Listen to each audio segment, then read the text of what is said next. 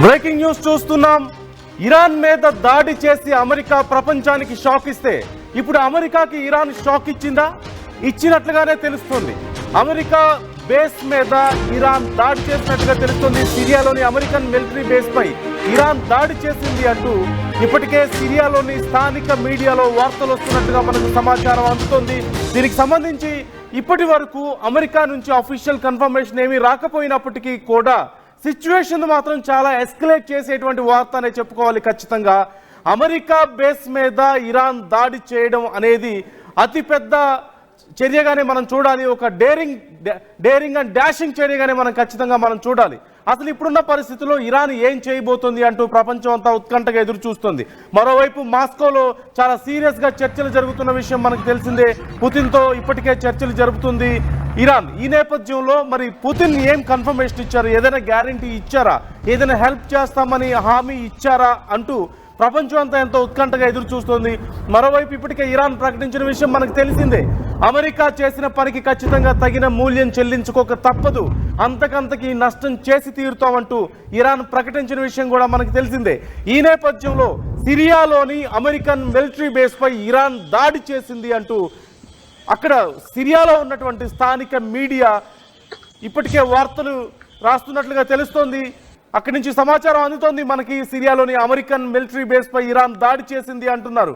ఒకవేళ గనక సిరియాలోని American military base పై నిజంగానే ఇరాన్ దాడి చేస్తే తర్వాత పరిణామాలు ఏ విధంగా ఉంటాయనేది కూడా చాలా ఉత్కంఠను కలిగిస్తోంది. ఒక రకంగా భయాన్ని కలిగిస్తోంది ప్రపంచ దేశాలకు. అమెరికా ఇప్పటికే రుచి చూపించింది ఇరాన్కి, తాము గనక అటాక్ చేస్తే ఎలా ఉంటుంది అనేది. ఇప్పుడు ఇరాన్ వంతు వచ్చినట్లుగా మనకు కనిపిస్తోంది. ఇరాన్ సిరియాలోని అమెరికన్ మిలిటరీ బేస్ పై దాడి చేసింది అంటూ సిరియాలోని స్థానిక మీడియాలో వార్తలు వస్తున్నట్లుగా మనకు సమాచారం అందుతుంది. ఒకవేళ ఇదే గనక నిజమైతే జేడీ వాన్స్ చెప్పినట్లుగా US vice president JD Vance ఇప్పటికే వార్న్ చేసిన విషయం మనకు తెలిసిందే. ఒకవేళ కనుక ఇరాన్ తిరిగి తమ మీద అటాక్ చేసినా, దీనికి ఏదైనా సరే వార్ సిచ్యువేషన్ ఎస్కలేట్ చేసే విధంగా, అమెరికాను రెచ్చగొట్టే విధంగా, అమెరికాకు నష్టం చేసే విధంగా ఏదైనా చేసినట్లయితే ఇక తీవ్రమైనటువంటి దాడులు ఇరాన్ మీద మేము చేస్తామంటూ అమెరికా హెచ్చరించిన విషయం మనకు తెలిసిందే. ఒక్కసారి జేడీ వాన్స్ ఏమన్నారో ఆయన మాటల్లోనే విందాం. What we're prepared for is if they attack us in a maximal direction, first of all, we have got maximum defensive posture. I think that we're going to be able to defend as many of our people as possible. And of course, I'd encourage Americans to pray for our guys in the Middle East because yes, they are under a significant amount of duress and a significant amount of threat right now. But then of course, John, if the Iranians attack us, they're going to be met with overwhelming force. And I don't think the president could be clear about this. If you look at what we did yesterday, John, we did not attack the nation of Iran. We did not attack any civilian targets. We didn't even attack military targets outside of the 3 nuclear weapons facilities that we thought were important to accomplish our goal of preventing Iran from having a nuclear weapon. So how Iran responds, I think, is ultimately the ball is in their court. But if you look at what we did, it was very precise, very narrowly tailored to our objective. And if the Iranians decide to expand this, then that's ultimately their decision, and the President of the United States will respond in kind. What we're prepared for is... right. ఒకవేళ కనుక Iran ఏదైనా సరే తిరిగి దాడి చేసే ఆలోచనలో ఉంటే మా శక్తి గురించి ప్రపంచం అంతా తెలుసు, మేము ఎలా దాడి చేస్తామో ప్రపంచం అంతటికీ తెలుసు, అంతకంతకు నష్టం చెల్లించుకోవాల్సి వస్తుంది, అది ఖచ్చితంగా ఒక తప్పుడు నిర్ణయం అంటూ ఇరాన్కి అర్థమవుతుంది అంటూ అమెరికా హెచ్చరించిన విషయం మనందరికీ తెలిసిందే. ఈ నేపథ్యంలో సిరియాలోని అమెరికన్ మిలిటరీ బేస్ పై ఒకవేళ ఇరాన్ దాడి చేసింది నిజమని కనుక అమెరికా కన్ఫర్మ్ చేసినట్లయితే ఇమ్మీడియట్ గా సిచ్యువేషన్ చాలా ఎస్కలేట్ అవుతుంది. ప్రపంచ దేశాలు ఈ విషయాన్ని చాలా ఉత్కంఠగా పరిశీలిస్తున్నటువంటి పరిస్థితి మనకు కనిపిస్తుంది. ఈ నేపథ్యంలో దీనికి సంబంధించి ప్రజెంట్ అసలు సిచ్యువేషన్ ఏంటో తెలుసుకుందాం. నా కొలీగ్ మనోజ్ ఉన్నారు. ఈ వార్ సిచ్యువేషన్ ఎప్పటికప్పుడు తను ఫాలో అవుతూ ఉన్నారు. వరల్డ్ వైడ్ గా అసలు దీనికి సంబంధించి ఎప్పటికప్పుడు అప్డేట్స్ ఆర్టీవీ కూడా మీకు అందిస్తూనే ఉంది, మినిట్ టు మినిట్ అప్డేట్స్. ఈ నేపథ్యంలో మనోజ్ దగ్గర దీనికి సంబంధించి కొన్ని డీటెయిల్స్ ఉన్నాయి. మనోజ్ డీటెయిల్స్ ఏంటి? అంటే సిరియాలోని అమెరికన్ మిలిటరీ బేస్ మీద ఇరాన్ దాడి చేసింది అంటూ సిరియాలో లోకల్ మీడియాలో వార్తలు వస్తున్నట్లుగా తెలుస్తుంది. సో డీటెయిల్స్ ఏమైనా తెలుస్తున్నాయా? అండ్ ఒకవేళ గనక ఇలాంటి ఒక ధైర్యాన్ని ఇరాన్ చేస్తే ఎలా ఉండబోతున్నాయంటారు? నియర్ ఫ్యూచర్ లో సిచ్యువేషన్ ఎలా ఉండే అవకాశం ఉందంటారు? బట్ ఎగ్జాక్ట్లీ నందు, ప్రెసెంట్ సిరియాలో ఇంతకంటే ముందు డమాస్కస్ లో ఐఎస్ఐఎస్ తీవ్రవాదులు తమంతట తామే ఆత్మాహుతి దాడికి పాల్పడి సుమారుగా 20 మందిని హతమార్చారు. సో ఇక్కడ మనకు అర్థమవుతున్న విషయం ఏంటంటే ISIS is under control of Iran. So చాలా క్లియర్ గా అల్ ఖైదా అండర్ కంట్రోల్లో అక్కడ ఐఎస్ఎస్ లో ఈ దాడి జరిగినట్టుగా చాలా క్లియర్ గా తెలుస్తోంది. సో ప్రజెంట్ ఇప్పుడు నేను ఎందుకు అది కోట్ చేశాను ఇక్కడ అంటే, ఇరాన్ ఒక చాలా గట్టి నమ్మకంతో ఉంది. ఒకవేళ కనుక సిరియా దేశం పూర్తిగా మాకు మద్దతుగా లేకపోయినా మా ఐఎస్ఐఎస్ సంబంధించిన వ్యక్తులు సరిపోతారు అమెరికాకి అక్కడ చుక్కలు చూపించడానికి, అమెరికా ఎయిర్ బేసెస్ ను కుప్పకూల్చడానికి. మీరు అంటున్నట్టుగా సిరియాలో లోకల్ మీడియాలో చాలా కన్ఫర్మ్ గా ఈ వార్తను ధృవీకరించారు. యాజ్ పర్ నేను కూడా ఇప్పుడు ఏఐ ద్వారా నిజంగానే జరిగిందా అనే విషయాన్ని తెలుసుకున్నప్పుడు గ్రూక్, మనందరికి తెలిసిన ట్విట్టర్ గ్రూక్, సో దాంట్లో చాలా క్లియర్ గా చెప్తున్నారు, ఇరాన్ అణు కేంద్రాలపైన అమెరికా దాడులు చేసిన తర్వాత ఈ రోజున ఇట్స్ అప్రాక్సిమేట్లీ 23rd 2025 ఈ రోజున ఇరాన్ సిరియాలోని అమెరికా సైనిక స్థావరాలపైన దాడి చేసింది అని చెప్పి గ్రూప్ చెప్తోంది. అంటే ఆర్టిఫిషియల్ ఇంటెలిజెన్స్ గ్రూప్ చాలా స్పష్టంగా ఈరోజు దాడి జరిగింది అని చెప్తోంది. అట్ ది సేమ్ టైం అక్కడ జరిగినటువంటి మీడియా కథనాల మేరకు ఇదంతా జరిగింది అని కన్ఫర్మ్ చేస్తూనే దీనికి అమెరికా రియాక్షన్ ఎలా ఉంటుందో, ఇరుపక్షాల ఆత్మరక్షణ కోసం లేదా ఇరాన్ ప్రకటనల ద్వారా ధృవీకరించబడలేదు. సో ఇరుపక్షాల ఆత్మరక్షణ కోసం చెప్తున్నాయి. ఇది ఉద్రిక్తత మరియు అంతర్జాతీయ చట్టం గురించి ఆందోళనలకు లేవనెత్తుతోందని చెప్పి గ్రూప్ లో వస్తున్న వార్త. సో లోకల్ మీడియా కథనాలు ఇదే రకంగా ఉన్నాయి, ఇరాన్ ఇదే రకంగా ఉంది, కానీ దీనికి అఫీషియల్ గా అమెరికా మాత్రం ధృవీకరించలేరు. సో ఒకసారి నేను మిడిల్ ఈస్టర్న్ కంట్రీస్ లో ఎక్కడెక్కడ అమెరికాకు సంబంధించిన ఎయిర్ బేసెస్ ఉన్నాయని చూసినప్పుడు ఖతర్ లో ఒక ఎయిర్ బేస్ ఉంది, కువైట్ లో ఏకంగా 3 ఎయిర్ బేసెస్ ఉన్నాయి అమెరికావి. ద సేమ్ టైం యుఏఈలో ఒక ఎయిర్ బేస్ ఉంది, బహ్రాన్ లో ఒక ఎయిర్ బేస్ ఉంది, టర్కీలో ఒక ఎయిర్ బేస్ ఉంది, ఇరాక్ లో ఒక ఎయిర్ బేస్ ఉంది, జార్డాన్ లో ఎయిర్ బేస్ ఉంది, Saudi Arabia, Oman, Israel, Egypt and Syria అన్ని ప్రాంతాల్లో ఒక్కో ఎయిర్ బేస్ ఉన్నాయి. ఇక్కడ ఎయిర్ బేస్ లేని ఒకే ఒక దేశం ఏదైనా ఉందా మిడిల్ ఈస్ట్ లో అంటే కేవలం ఇరాన్ లో మాత్రమే అమెరికాకి ఎటువంటి ఎయిర్ బేస్ లేదు. కనీసం ఇరాన్ తన దగ్గర కూడా అమెరికాను ఎంటర్ కాకుండా చూసుకుంది. సో ప్రస్తుతానికి ఇరాన్ కేవలం ఇక్కడ దేశాలు 21 దేశాలు ఏవైతే తమకు మద్దతుగా ఉంటాయని చెప్పి ఇటీవల కాలంలో foreign affairs minister from Pakistan Ishaq Dar నుంచి ఒక స్టేట్మెంట్ పాస్ అయిందో, ఆ స్టేట్మెంట్ తర్వాత వాళ్ళందరూ కూడా డైరెక్ట్ గా యుద్ధానికి వస్తామని చెప్పలేదు, మేము ఇరాన్ వైపుగా నిలబడతామని చెప్పుకొచ్చారు. ఇన్ఫాక్ట్ ఇక్కడ పాకిస్తాన్ లో ఒక రకంగా వెన్నుపోటు పొడిచే కార్యక్రమం తెరదీస్తోంది, అమెరికాకి సపోర్ట్ చేయడానికి సిద్ధమవుతోంది ఇరాన్ ని మట్టుబెట్టడం కోసం, అది వేరే విషయం. కానీ ప్రస్తుతానికి 21 దేశాలు డైరెక్ట్ గా సపోర్ట్ చేయకపోయినా అటు సిరియాలో ఐఎస్ఎస్ ఉంది, ఇరాక్ లో షియా మిలిటెంట్స్ ఉన్నారు, లెబనాన్ లో హమాస్, హెజ్బుల్ లాంటి సంస్థలు ఉన్నాయి, యెమెన్ లో హౌతీస్ ఉన్నారు. వీళ్ళపైన చాలా గట్టి నమ్మకంతో ఉంది ఇరాన్. సో వాళ్ళు ఎవరైనా డైరెక్ట్ గా అక్కడ ఆర్మీ పర్సన్స్ మాకు సపోర్ట్ చేసి అమెరికాని అడ్డుకోకపోయినా హౌతీస్ అడ్డుకుంటారు. లెబనాన్, హజ్బుల్లా సంస్థలు కొంత మాకు సపోర్ట్ గా నిలబడి అవసరమైతే ఆత్మాహుతి దాడికైనా సిద్ధమైపోయి వారు అమెరికాను మట్టు పెడతారు, అమెరికా ఎయిర్ బేసెస్ ని కుప్పకూలుస్తారు. సో ఇప్పుడు ఐఎస్ఎస్ పైన నమ్మకం పెట్టుకుంది కాబట్టి డైరెక్ట్ గా ఇరాన్ రంగంలోకి దిగిందా దిగకపోయిందా ఏం జరిగినా కూడా ఐఎస్ఎస్ ఇప్పుడు ఈ సిరియాలో ఉన్నటువంటి ఎయిర్ బేసెస్ ని కుప్పకూల్చడం కోసం ఉపయోగపడిందని మాత్రం చాలా క్లియర్ గా అర్థమవుతోంది. సో ఐఎస్ఎస్ కి సంబంధించి అక్కడ సిరియాలో ఇరాన్ అన్ని రకాలుగా సమకూరుస్తోంది, యుద్ధ సామాగ్రి సమకూరుస్తోంది, ఆర్టిఫిషియల్ గా, ఫైనాన్షియల్ గా అన్ని రకాలుగా ఐఎస్ఎస్ కి ఇరానే సమకూరుస్తోంది. అయితే దానిలో భాగంగానే కృతజ్ఞతా భావంలో భాగంగానే అమెరికా ఇప్పుడు పనిచేస్తుంది. ఇప్పటికే ఒక వార్నింగ్ ఇచ్చినట్లుగా తెలుస్తోంది కదా, అమెరికా గానీ ఇజ్రాయెల్ కి సంబంధించినటువంటి సైన్యాలు కొంచెం జాగ్రత్తగా ఉంటే మంచిది, మా వైపు మీకు సంబంధించినటువంటి ఎయిర్ క్రాఫ్ట్ క్యారియర్లు కానీ ఏవైనా వస్తే మేము పేల్ చేస్తా ఉంటే హౌతీలు కూడా వార్నింగ్ ఇచ్చారు. So how can we understand అంటే ఇలాంటి ఒక సపోర్ట్ ఇరాన్ కి అందడం ఇరాన్ కి ఎంతవరకు కలిసి వచ్చే అవకాశం ఉందంటారు? ఇది ప్లస్ అవుతుందా మైనస్ అవుతుందంటారా? రైట్, నన్ను ఇక్కడ ఒక విషయం ఆలోచించాలి. చాలా క్లియర్ గా అమెరికా ఇరాన్ లాంటి దేశంలోకి చొరబడి అక్కడి 3 ఎయిర్ బేసెస్ ని కుప్పగూల్చగలిగిందని అంటే హౌతీలు జస్ట్ నెంబర్. ఇన్ఫాక్ట్ హౌతీలు కూడా ఒక రకంగా మిలిటెంట్స్ లాగానే భావించాలి. యెమెన్స్ లో హౌతీలు కూడా ఒక రకంగా మిలిటెంట్సే. అటు లెబనాన్, హెజ్బుల్లా లాంటి సంస్థలు కూడా ఒక రకంగా వాళ్ళు మిలిటెంట్ గ్రూప్స్ అంటామా, లేకపోతే వాళ్ళు ఒక రకంగా ఈ against to Israel. So Iran లాంటి దేశాన్ని అమెరికా కొంత కుదేలు చేయగలిగిందని అంటే ఇది పెద్ద విషయం ఏం కాదు, కానీ కొరకరాని కొయ్యగా మారే అవకాశం ఉంది. ఎలా అంటే వాళ్ళు ఆత్మాహుతికైనా సిద్ధంగా ఉన్నాం కానీ అమెరికాను అడ్డుకుంటామని లక్ష్యంతో ముందుకు వెళ్తున్నారు. Iran supreme leader Ali Khamenei ఆయన దాక్కున్నప్పటికీ ఆయన ఎక్కడున్నారో కూడా తెలియదు ఇప్పటివరకు. ఆయన దాక్కున్నప్పటికీ ఇంత పెద్ద ఎత్తున ఇరాన్ ఇజ్రాయెల్ పై దాడి చేయగలుగుతోంది.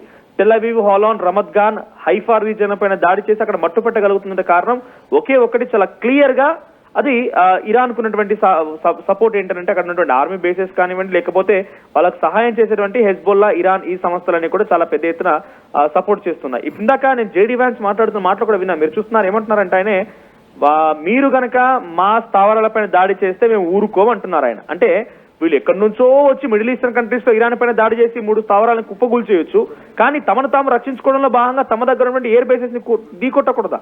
అంటే ఒక దుందుడుకు స్వభావంతో దురహంకారంతోనే అమెరికా వెళ్తుందనడానికి ఈ వ్యాఖ్యలు కూడా కొంత తోడవుతున్నాయి అనేది ప్రపంచ దేశాల వ్యాప్తంగా చర్చ జరుగుతోంది. I mean not to support America or Iran, ఇక్కడ ఎవరికి సపోర్ట్ చేయాల్సిన అవసరం లేదు. కానీ ఒక విషయం చాలా క్లియర్ గా ఇక్కడ ఏంటంటే జేడీ వ్యాన్స్ మాటల ద్వారా మనకు అర్థమవుతోంది, మేము వెళ్ళి ఏ సివిలియన్స్ ని హత్య చేయలేదు, మేము వెళ్ళి ఎక్కడ కూడా ఎవరిని ఇబ్బందులకు గురి చేయలేదు, కానీ మేము చేసిందల్లా న్యూక్లియర్ స్థావరాలని మట్టుబెట్టాం.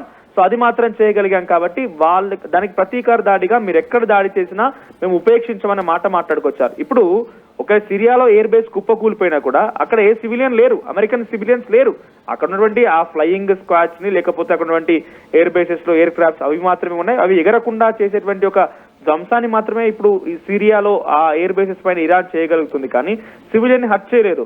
కానీ ఇప్పుడు దీనికి ట్రంప్ ఎలా రియాక్ట్ అవుతారనేది ప్రధాన క్వశ్చన్ గా ఉంది. ఇంకా ఇక్కడ ఒక రకంగా ఏం మారిపోయిందంటే సిరియాలో ఎయిర్ బేస్ కూల్చడంతో కూడా 21 దేశాలు ఏవైతే ఉన్నాయో సపోర్ట్ ఇస్తాం ఇరాన్ అని చెప్పిన దేశాలన్నీ కూడా సో రా మా పక్కనకి రా అని చెప్పినట్టుగా ఏదో మనం యాడ్ చూస్తాం కదా, ఆ రకంగానే రమ్మని పిలిచినట్టుగా ట్రంప్ ని. ఒకసారి కానీ నిజంగానే ట్రంప్ ఏమరపాటుగా ఉండిపోయి నిజంగానే కనుక వీళ్ళు నమ్మే లేకపోతే నాకు అక్కడక్కడ ఎయిర్ బేస్ ఉన్నాయి, నాకు చాలా శక్తి ఉంది, అన్ని దేశాలు ఓడించగలుగుతాను ఒక ఏమరపాటుగా ఉండిపోయి ఆయన కనుక వస్తే 21 దేశాలు ఏకమవచ్చు. వీళ్ళతో పాటుగా రష్యా కూడా రావచ్చు. నార్త్ కొరియా కిమ్ కూడా చాలా ఒక బయోస్కోప్ వేసుకొని చూస్తున్నారు ఎప్పుడెప్పుడు అమెరికా దొరుకుతుందా అని చెప్పి చాలా పక్కాగా ఆయన సిద్ధమవుతున్నారు. వీళ్ళంతా ఏకమయ్యే అవకాశం అయితే చాలా క్లియర్ గా కనబడుతుంది. సో ఇప్పటికైతే సిరియాలో ఎయిర్ బేస్ కుప్ప కూలిపోయిందనే విషయం పైన సిరియా ధృవీకరించింది, అక్కడ ప్రభుత్వాలు ధృవీకరించాయి. యాజ్ పర్ గ్రూక్ ఆర్టిఫిషియల్ ఇంటెలిజెన్స్ కూడా నిజంగానే ధ్వంసమైన విషయాన్ని తేల్చేసింది. ఇప్పుడు కేవలం అక్కడ సైలెంట్ గా ఉంది కాస్త అమెరికా మాత్రమే. బికాస్ అమెరికా కనుక మా ఎయిర్ బేస్ కూలిపోయిందని కన్ఫర్మ్ చేశాయంటే వాళ్ళ కొంత ఉన్నటువంటి స్థావరాన్ని కూలిపోయమని చెప్పడంతో వాళ్ళకు నిరాశలైనట్టుగానే మిగిలిన దేశాలు కూడా భావించి మిగిలిన దేశాల్లో కూడా వాళ్ళ కొంత అది కువైట్ లో ఉంది, సౌదీ అరేబియాలో ఉంది, ఇతరత్ర ప్రాంతాల్లో ఉన్నాయి. కాబట్టి అక్కడ ఉన్న వాళ్ళు కూడా అలర్ట్ అయిపోయి వాటిని కూడా కుప్పకూల్చే అవకాశం ఉండే సిచ్యువేషన్ ఉంటుంది. కాబట్టి ఇప్పుడప్పుడే అమెరికా ధృవీకరించకపోవచ్చు. చూద్దాం మరి రాత్రికాల మళ్ళీ ఏం జరిగేది తెలీదు. ఏం జరుగుద్దో కొంత ఆందోళన నిజంగా అయితే ఉంది. అట్ ది సేమ్ టైం ఇప్పుడు మీరు అంటున్నట్టుగా హౌతీస్ అడ్డుకుంటున్నారు, అందరూ అడ్డుకుంటున్నారు కదా, ఎలా ఉంటుంది సిచ్యువేషన్ అంటే కనుక ఇట్స్ ఎస్కలేటింగ్, ఇంకా ఎక్కువ అవుతోంది కానీ తగ్గే అవకాశం అయితే కనిపించలేదు ఇప్పుడున్న సిచ్యువేషన్ లో. Right thank you Manoj. మొత్తం మీద సిచ్యువేషన్ చాలా ఎస్కలేట్ అయ్యే అవకాశాలు క్లియర్ గా మనకు కనిపిస్తూనే ఉన్నాయి. ఇప్పటికే సిరియాలోని అమెరికన్ మిలిటరీ బేస్ పై ఇరాన్ దాడి చేసినట్లుగానే మనకు సమాచారం అందుతోంది, మాక్సిమం కన్ఫర్మేషన్ ఇక్కడ అందుతోంది. అయితే అమెరికా నుంచి మాత్రం ఇంకా దీనికి సంబంధించి ఎలాంటి అప్డేట్ రాలేదు. RTV మీకు ముందు నుంచి చెప్తోంది అసలు ఇరాన్ ఖచ్చితంగా మేము ప్రతీకారం తీర్చుకుంటామని చెప్పినప్పటి నుంచి కూడా అసలు ఇరాన్కున్న పాసిబిలిటీస్ ఏంటి, డైరెక్ట్ గా అమెరికా మీద వెళ్ళి బాంబులు వేయలేని పరిస్థితి. కానీ అమెరికాకు చెందిన సైనిక స్థావరాలు ఇరాన్ చుట్టూ ఉన్నాయి కాబట్టి ఇరాన్ ఖచ్చితంగా వాటి మీద అటాక్ చేసే అవకాశం ఉంది అంటూ RTV మీకు ఎప్పటి నుంచో చెప్తూనే ఉంది. మనం గెస్ట్ చేసినట్లుగానే జరిగింది. ఒకసారి ఆ డీటెయిల్స్ చూద్దాం. ఇప్పుడు మనం మొదటి నుంచి చెప్తూనే ఉన్నాం, ఇరాన్ ఇక్కడ ఉంటే ఇరాన్ చుట్టుపక్కల ఇక్కడ ఎక్కడైతే మీకు రెడ్ డాట్స్ కనిపిస్తున్నాయో ఇవన్నీ కూడా అమెరికాకు సంబంధించినటువంటి సైనిక స్థావరాలు. మనం ముందు నుంచి చెప్తూనే ఉన్నాం. అలాగే ISIS మీద పోరాటం చేయడానికి అమెరికా ముందు నుంచి కొన్ని స్థావరాలను ఏర్పాటు చేసుకుంటే ఇప్పుడు ఇరాన్ కోసం ప్రత్యేకంగా మరిన్ని బలగాలను అక్కడికి మొబిలైజ్ చేసింది, ఎక్కువ స్థావరాలను ఇక్కడ పెంచిన విషయాన్ని కూడా మనం చూస్తూనే ఉన్నాం. రైట్, మనం చూసాం టర్కీ దగ్గర నుంచి మొదలు పెడితే ఇక్కడ చూస్తున్నాం టర్కీ, సిరియా, అలాగే ఇరాక్, జోర్డాన్, అలాగే సౌదీ అరేబియా చుట్టుపక్కల ప్రాంతాల్లో కూడా మనం చూసాం. కువైట్ కానీ, బహ్రెయిన్ కానీ, ఖతార్ కానీ, ఒమన్ కానీ, ఇలా మొత్తం ఈ ప్రాంతం అంతా కూడా ఇక్కడ ఆఫ్రికన్ కంట్రీస్ దగ్గర కూడా మనకి అమెరికాకు సంబంధించినటువంటి సైనిక స్థావరాలు ముందు నుంచి ఈ మధ్య ఏర్పాటు చేసినటువంటి పరిస్థితి మనకు కనిపిస్తుంది. వాటితో పాటుగా ఎయిర్ క్రాఫ్ట్ క్యారియర్స్ ని కూడా తీసుకొచ్చింది యుఎస్. మనం చూసాం, ఇదిగో USS నిమిట్జ్ ఇక్కడ ఉంది, అలాగే కార్ల్ విన్సన్ ఇక్కడ ఉంది, అలాగే ఇక్కడ ఒకటి ఉంది USS ఫోర్డ్. ఇలా ఎయిర్ క్రాఫ్ట్ క్యారియర్స్ ని తీసుకొచ్చి పెద్ద ఎత్తున ఇరాన్ చుట్టుపక్కల పెట్టి భయపెట్టాలని చూసింది, ఇరాన్ మీద దాడి చేసింది. కానీ ఇరాన్ హెచ్చరించింది, ఇంతకింతకు అమెరికా నష్టపోతుంది అంటూ హెచ్చరించింది. ఏం చేస్తుంది ఇరాన్ అనుకున్నారు అందరూ. ఓవైపు ఉత్కంఠ, మరోవైపు కొంత తక్కువ అంచనా వేశారు ఇరాన్ని. ఏం చేయగలుగుతుంది? నిజం చెప్పాలంటే ఇజ్రాయెల్తోనే పోటీ పడలేని పరిస్థితి. మరి అమెరికా నిజంగా ఫైట్ చేస్తుందా అమెరికాతో అంటూ అందరూ చాలా ఉత్కంఠగా ఎదురు చూస్తున్నారు, అసలు ఉన్నటువంటి ఆప్షన్స్ ఏంటి అంటూ. మరోవైపు హర్మూజ్ జలసంధిని మేము మూసేస్తామని చెప్పినప్పుడు కూడా అమెరికా హెచ్చరించింది, ఇది మీకే నష్టం చేస్తుంది, మీరే వెళ్ళి నీళ్ళలో మునిగిపోతారు, అది మీకే నష్టం చేస్తుంది అంటూ మాట్లాడినటువంటి పరిస్థితి. మూసేయకపోతే మంచిది అంటూ ఒక రకంగా హెచ్చరిక జారీ చేసినటువంటి పరిస్థితి కూడా మనం చూసాం. మరోవైపు అసలు ఇరాన్ ఏం చేస్తుంది అన్నప్పుడు రకరకాల ఆప్షన్స్ ఇక్కడ మనకు కనిపించాయి. వాటిలో అతి ముఖ్యమైనది రష్యాతో ఇప్పటికే చర్చలు జరుపుతోంది, మాస్కోలో చర్చలు జరుగుతున్నాయి ఇప్పటికే. సో దీనికి సంబంధించి ఎలాంటి క్లారిటీ రాబోతుంది, రష్యా ఏమన్నా సపోర్ట్ ఇవ్వబోతుందా అనేది ఒక అంశం అయితే, మరోవైపు హౌతీలు కూడా కొంత కలిసొచ్చే అంశంగా మారిపోయారు ఇరాన్కు. ఎందుకు? మీ ఇజ్రాయెల్కి సంబంధించి కానీ లేదంటే అమెరికాకి సంబంధించిన నౌకలు మా వైపు వస్తే మేము పేల్చి పడేస్తాం అని చెప్పి మాట్లాడినటువంటి పరిస్థితి. మీకు సంబంధించిన సైనిక బలగాలు మాకు కనిపిస్తే మేము ఊరుకోమంటూ వారు హెచ్చరించారు. మరోవైపు ఇక్కడ ఉన్నటువంటి తిరుగుబాటుదారులకు, ఎవరైతే ఎప్పటి నుంచో అమెరికా ఫైట్ చేస్తున్నటువంటి ఉగ్రవాదులు వైపు మరొక సమస్యగా మారినటువంటి పరిస్థితి కూడా మనకు కనిపిస్తుంది. సిరియాలో ఉన్నటువంటి వీళ్లకు ఆయుధాలను సప్లై చేయడం ద్వారా అమెరికాను దెబ్బ కొట్టే ఆలోచనలో ఇరాన్ ఉంది అంటూ ఒక రకమైనటువంటి వాదనను కూడా మనం చూసాం. ఇప్పుడు జరిగినటువంటి దాడిని చూస్తే, జరిగినటువంటి ప్రాంతం కానీ, దాడి జరిగినటువంటి విధానం కానీ చూస్తే ఈ అంశాన్ని ఇరాన్ పాజిటివ్గా తమకు మలుచుకుందా అనేటువంటి అనుమానాల్ని మనకు నిజం చేస్తున్నట్లుగా కనిపిస్తోంది. ఇదిగో ఇక్కడ ఉంది సిరియా మీద, సిరియాలో ఉన్నటువంటి ఆ గ్రూప్స్కి తమ యొక్క వెపన్స్ని ఇవ్వడం ద్వారా చాలా ఈజీగా అమెరికాకి సంబంధించినటువంటి సైనిక స్థావరాల మీద అటాక్ చేసినట్లుగా తెలుస్తోంది. కానీ కేవలం సిరియాలోనే కాదు, టర్కీ దగ్గర నుంచి మొదలు పెడితే ఇరాక్, జోర్డాన్, సౌదీ అరేబియా పరిసర ప్రాంతాల్లో ఉన్నటువంటి కువైట్లో కానీ, బహ్రెయిన్లో కానీ, ఖతార్లో కానీ, ఒమన్లో కానీ ఎక్కడ చూసినా సరే ఆఫ్రికన్ కంట్రీస్ బోర్డర్లో కూడా మనకి ఇక్కడ కనిపిస్తుంది అమెరికాకు సంబంధించినటువంటి స్థావరాలు. ఇంకా ఇంత వల్నరబుల్ కండిషన్లో అమెరికా సైన్యం, అమెరికా ఉన్నటువంటి పరిస్థితి మనకి ఇక్కడ క్లియర్గా కనిపిస్తుంది. ఈ నేపథ్యంలో అమెరికాను దెబ్బ కొట్టడానికి మరింత పెద్ద అవకాశాలు ఇరాన్ దగ్గర మనకు క్లియర్గా కనిపిస్తున్నాయి. ఒకవేళ గనక ఈ దాడిని కొనసాగించే అవకాశం ఉంది అంటే, ఈ దాడులు ఇలాగే కొనసాగించే అవకాశం ఉంది అంటే మాత్రం ఖచ్చితంగా మరిన్ని సాఫ్ట్ స్పాట్స్, ఇక్కడ అమెరికాకు సంబంధించినటువంటి మరిన్ని సాఫ్ట్ స్పాట్స్ ఇక్కడ మనకు కనిపిస్తున్నాయి. చాలా ఈజీగా యాక్సెస్ ఉంది ఇరాన్కి అమెరికాని దెబ్బ కొట్టడానికి. సో ఇది ఖచ్చితంగా కొనసాగే అవకాశం కనిపిస్తుంది. అమెరికా నుంచి ఇప్పటి వరకు అయితే ఎలాంటి క్లారిటీ రాకపోయినప్పటికీ కూడా దీనికి సంబంధించి మరికొద్ది సేపట్లోనే మీకు క్లియర్ ఇన్ఫర్మేషన్ ఆర్టీవీ ఇవ్వబోతోంది. అసలు దాడి ఎలా జరిగింది, ఎవరు చేశారు అంటే ఖచ్చితంగా అక్కడ ఉన్నటువంటి గ్రూప్స్కి వీళ్ళు ఈ వెపన్స్ని మొబిలైజ్ చేయడం ద్వారా దాడి చేశారా, లేకపోతే డైరెక్ట్గా చేశారా అనే దానికి సంబంధించి కానీ అమెరికా దీని గురించి ఏం చేయబోతుంది, అసలు గ్రౌండ్ లెవెల్లో రియాలిటీ ఏంటి, ఎంత నష్టం జరిగింది, అమెరికా ఏం చేయబోతుంది, ఎలాంటి అష్యూరెన్స్ చూసుకొని ఇరాన్ ఇలా చేసింది అనే దానికి అన్నిటికీ సంబంధించి ఆర్టీవీ మీకు ఎప్పటికప్పుడు అప్డేట్స్ ఇవ్వబోతూనే ఉంది. Stay tune. At KLH, we ensure that your dream job is a reality. KLH deemed to be university. తెలుగులో న్యూస్ కి ఫాస్టెస్ట్ యాప్ ఇప్పుడు టోటల్లీ న్యూ అవతార్లో జస్ట్ 5 seconds లో కంప్లీట్ న్యూస్. సోషల్ మీడియాలో ట్రెండ్స్ కి one stop solution. Live TV app voice search option తో ఇప్పుడే download చేయండి లేదా అప్డేట్ అయిపోండి. యాప్ లింక్ డిస్క్రిప్షన్ లో ఉంది.